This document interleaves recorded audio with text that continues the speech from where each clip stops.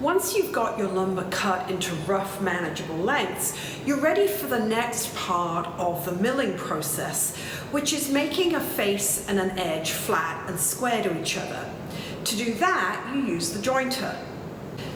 We're going to be using this jointer, which is an 8-inch wide jointer, and what that means is that we can't run a piece of wood through it that is wider than 7 7/8, and even that's probably pushing it pretty close to its limits there. Before you get started with running your piece of wood through, you want to check a couple of things. The first is that the fence is square to the bed of the planer, and to do that you can use a combination square. The next step is to make sure that your depth of cut isn't going to be too deep. And that's because if you set the depth of your cut too deep, you're literally sort of ripping off the bottom of those fibers, and obviously you're not going to get a good cut when you do that. So double check that the depth of your cut is at a very light, shallow pass setting. Now, once those two things are done, you need to take a look at making sure that you're going to be cutting the right face and the right edge. So this is where you'll stop and examine your wood. And what you're looking for is to whether that surface has a cup or a bow on it, and making sure that that's the surface that goes face down onto the. Once you've done that, you're ready to start, finally, huh? So what you'll do is you'll go ahead and you'll load your piece of wood with face one down onto the surface, and put your left or your leading hand on the front edge of the board, and on the back edge of the board, you use a push stick and hook that push stick over the end.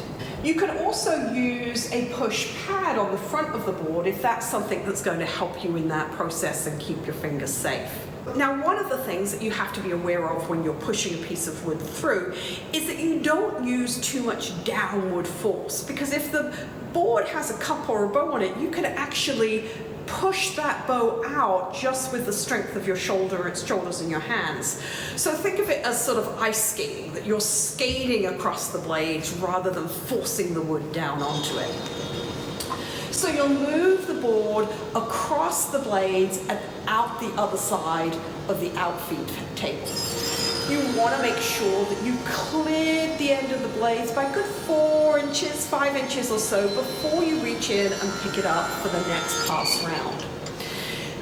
You've got to be sort of conscious of the fact that you've got a spinning blade there, right? So just make sure that you're clearing it, and then you're doing the square darts off and square darts on to reload it onto the bed.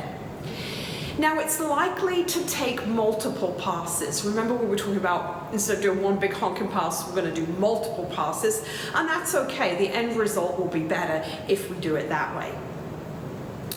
Once that face is completely smooth, the next step is to cut the edge, we want to make sure that we remember to put the flat face to the flat face. So we want that jointed face that we've just got done to go flat against the fence of the jointer. And obviously this is where a taller, longer fence really comes into play.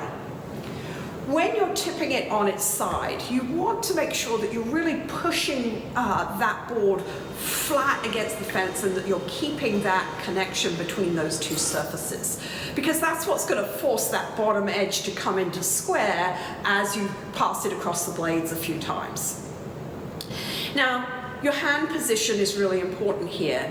If you aren't using a push pad with your left hand, you want to make sure that your pinky doesn't wander off, because that pinky has a mind of its own, and that's where you'll find that people run into a few nasty accidents. So pull the pinky up.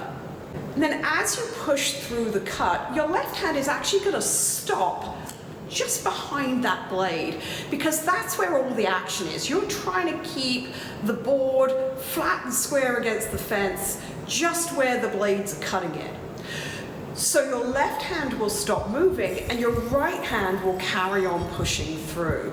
And it's sort of like patting your head, rubbing your belly. You know, one hand's doing one thing and your other hand is doing the other thing.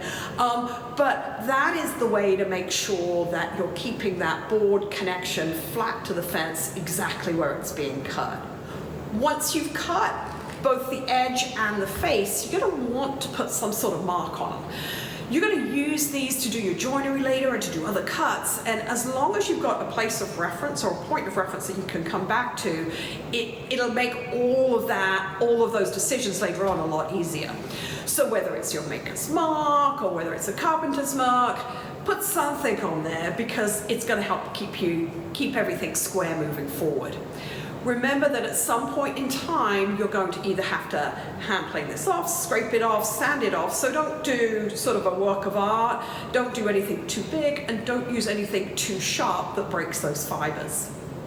Once you've done this to every board, you're ready to move on to the next phase of milling, which is thickness planing. So that's the next step in the milling process. Now that you know how to use a jointer, you're ready to go on and learn about the next steps in the milling process. So go ahead and click the subscribe button below, or better yet, go ahead and sign up for one of the beginning woodworking classes at the Florida School of Woodwork.